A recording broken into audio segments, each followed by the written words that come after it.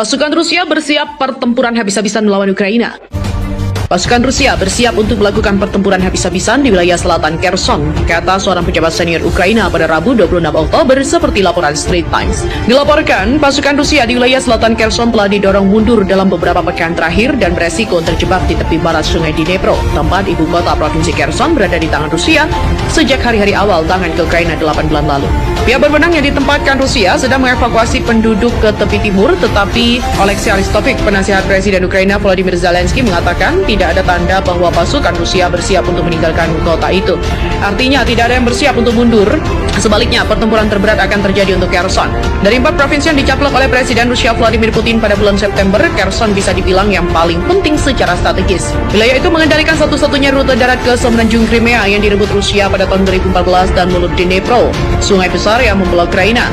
Yuri Sobolevsky, anggota Dewan Regional Kherson pro-Ukraina yang digulingkan, mengatakan pihak berwenang yang dibentuk Rusia memberikan tekanan yang semakin besar pada penduduk Kherson untuk pergi, di mana prosedur pencarian dan juga penyaringan semakin intensif seperti pencarian mobil dan rumah. Di wilayah Mykolaiv Utara dan Barat kota Kherson, duel artileri berkecamuk sepanjang hari Selasa menurut sebuah pos dari garis depan di Rybar, saluran pro-Rusia di Telegram. Di distrik Isenska, utara Kherson, pasukan Ukraina mencoba untuk mengkonsolidasikan posisi mereka, tetapi dipaksa kembali ke garis sebelumnya, kata pos itu.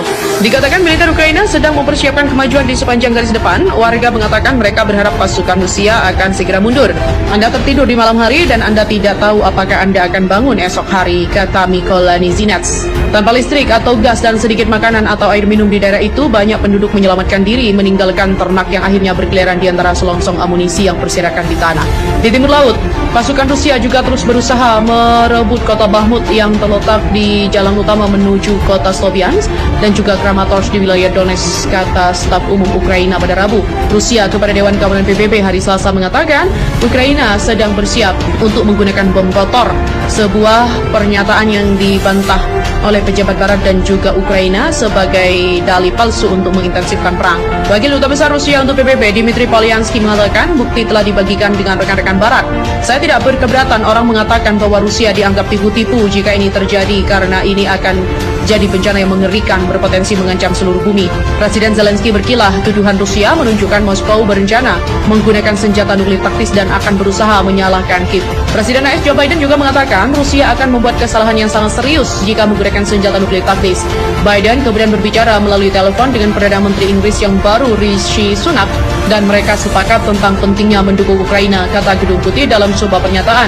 Sebagai tanggapan nyata atas tuduhan Moskow, pengawas nuklir PBB IAEA mengatakan sedang bersiap untuk mengirimkan inspektur ke 2 situs Ukraina yang tidak dikenal atau permintaan Kiev. Keduanya sudah tunduk pada inspeksinya. Menteri Luar Negeri Ukraina Dmytro Kuleba juga mengatakan kepada wartawan inspektur IAEA akan menerima akses penuh dan dia meminta Moskow untuk menunjukkan transparansi yang sama.